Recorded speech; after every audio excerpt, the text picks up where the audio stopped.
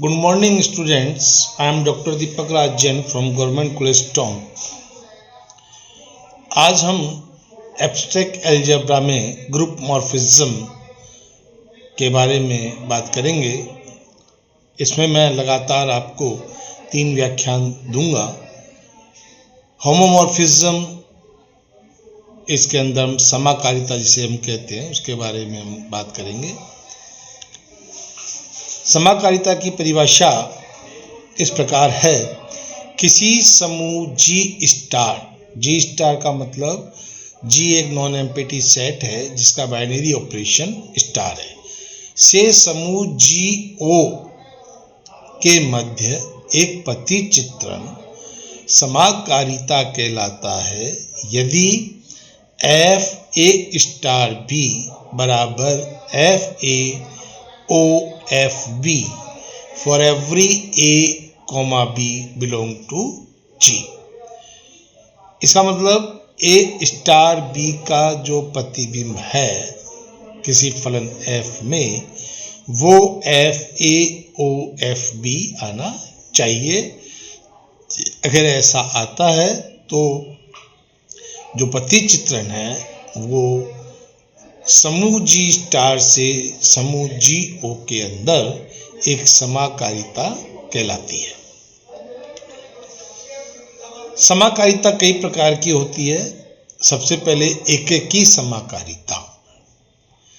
तो एक समाकारिता F G से जी डैश में एकेकी समाकारिता कहलाती है यदि यह फलन एकेकी हो, 1-1 हो। तो अगर फलन 1-1 है तो समाकारिता क्या होगी? एकेकी समाकारिता। इसी प्रकार से आच्छादक समाकारिता। एक समाकारिता एफ जी से जी डैश में परिभाषित हो तो यह आच्छादक समाकारिता होगी यदि फलन एफ स्वयं आच्छादक हो। इसके बाद तुल्यकारिता समाकारिता। एक समाकारिता एफ जी से जी डैश में तुल्यकारिता कहलाती है यदि फलन एफ तुल्यकारी हो। तुल्यकारी से मतलब फलन एफ 1-1 होना चाहिए और on2 होना चाहिए, अर्थात फलन एफ एकेकी होना चाहिए और आच्छादक होना चाहिए। अगर फलन एकेकी और आच्छादक है तो उस फलन में जी से जी डैश में एक समाकारिता होगी, वो समाकारिता तुल्यकारिता समाकारिता कहलाती है। अंतराकारिता। यदि एफ जी से जी में हो, अभी ऊपर जी से जी डैश में था, अब फलन एफ जी से जी डैश में अगर समाकारिता रखता हो तो समाकारिता तो है ही वो, लेकिन उसे अंतराकारिता भी कहते हैं। तो अंतराकारिता की परिभाषा होगी तो फलन एक ही ग्रुप में परिभाषित होना चाहिए जी से जी के रूप में। स्वकारिता। एक समाकारिता अगर एफ जी से जी डैश में हो, यानी दूसरे शब्दों में हम कह सकते हैं एक अंतराकारिता एफ जी से जी में है तथा वह फलन 1-1 on2 भी है तो वह समाकारिता स्वकारिता समाकारिता कहलाती है। तो स्वकारिता और तुल्यकारिता में सिर्फ इतना सा अंतर है, तुल्यकारिता में फलन जी से जी डैश में होता है और जी से जी में भी हो सकता है, लेकिन स्वकारिता में फलन एफ जी से जी में ही होगा। ये अपन को ध्यान रखना है। इसके बाद एक प्रमेय हम करते हैं, यदि एफ जी से जी डैश में एक समाकारिता हो, वह ई और ई डैश क्रमशः जी व जी डैश के तस्मक अवयव हों, तो सिद्ध कीजिए कि एफ ई बराबर ई डैश और एफ ए इनवर्स बराबर एफ ए का होल इनवर्स। सबसे पहले हम प्रूव करते हैं पहला पार्ट एफ ई बराबर ई डैश। प्रमेय अनुसार ई और ई डैश हमें समूह जी व जी डैश के क्रमशः तस्मक अवयव दिए हुए हैं। क्योंकि जी एक समूह है तो ए बिलोंग टू जी के लिए ए बराबर ई ए होगा तस्मक गुणधर्म से। अगर हम इसमें फलन लेवें तो एफ ए ई बराबर एफ ई ए होगा। समाकारिता की परिभाषा से एफ ए ई को हम लिख सकते हैं क्या, F A operation F E. यहाँ ऑपरेशन इनटू में दिया हुआ है इसलिए साफ साफ लिखा एफ ए एफ ई। इसी प्रकार से एफ ई ए को हम लिख देंगे एफ ई एफ ए। कुल मिला के ये आ जाएगा एफ ई बराबर एफ ई एफ ए। अब एफ ई जी डैश का तस्मक अवयव है और हमें जो जी डैश का तस्मक अवयव दिया हुआ है वो क्या दिया हुआ है, ई डैश। और उपरोक्त समीकरण से क्या आ रहा है, एफ ई जी डैश का तस्मक अवयव है। इसका मतलब क्लियर हो गया कि एफ ई बराबर क्या होना चाहिए, ई डैश। अब हम सेकंड पार्ट इसका प्रूव करेंगे, एफ ए इनवर्स बराबर एफ ए का whole inverse for every A belong to G. समूह की परिभाषा से ए बिलोंग टू जी है तो ए इनवर्स बिलोंग टू जी होगा। तो ए इनवर्स बराबर क्या आ गया, ई बराबर ए इनवर्स है प्रतिलोम गुणधर्म से। फलन लिया तीनों में, समाकारिता लगाई तो एफ ए इनवर्स बराबर ई डैश, एफ ई को क्या ले सकते हैं, ई dash, F A inverse F A. अब ये शो कर रहा है कि F A inverse F A का प्रतिलोम है। इसका मतलब साफ जाहिर है कि एफ ए इनवर्स बराबर एफ ए का होल इनवर्स होगा। इसी क्रम में हम सेकंड थ्योरम करते हैं, यदि एफ जी से जी डैश में एक समाकारिता रखता हो तो एच जी का सब ग्रुप है तो एफ एच जी डैश का भी सब ग्रुप होगा। एच डैश जी डैश का सब ग्रुप है तो एफ इनवर्स एच जी का सब ग्रुप होगा। प्रूफ इसका, एच जी का सब ग्रुप दे रखा है। अब हमें यह सिद्ध करना है कि एफ एच जी डैश का सब ग्रुप हो। अगर हम माने कि ए और बी बिलोंग टू एच है तो A B inverse belong to H, क्योंकि एच जी का सब ग्रुप दिया हुआ है। ई बिलोंग टू एच होने पे F E belong to F H होगा, दोनों तरफ हमने एफ लगा दिया। इसका मतलब ये आया कि एफ एच में कम से कम एक अवयव तो अवश्य है, ये अरिक्त नहीं। इसके बाद हम दो एलिमेंट्स मानते हैं एफ एच में, ए डैश और बी डैश।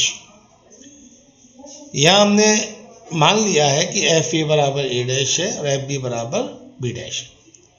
तो ए डैश बी डैश का इनवर्स, इसको लिखा एफ ए एफ बी का होल इनवर्स। एफ बी के होल इनवर्स को क्या लिख सकते हैं, बी इनवर्स, अंदर ले लिया, अभी अपन ने पढ़ा। तो F A F B inverse, समाकारिता है इसलिए इसको एफ ए बी इनवर्स लिख सकते हैं। ए बी इनवर्स किसको बिलोंग कर रहा है, एच को, तो इसको लिख सकते हैं एफ एच। कुल मिला के ये आ गया A dash B dash inverse belong to F H. ये क्या शो कर रहा है कि एफ एच जी डैश का सब ग्रुप है। क्यों, क्योंकि F H subset of ji dash भी होता है।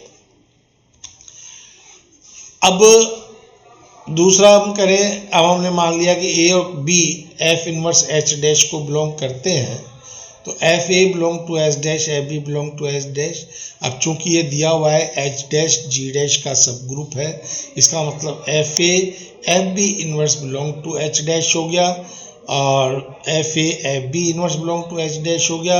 समाकारिता नियम लगाया तो F A B inverse belong to H dash हो गया, या हम कह सकते हैं A B inverse belong to F inverse H dash.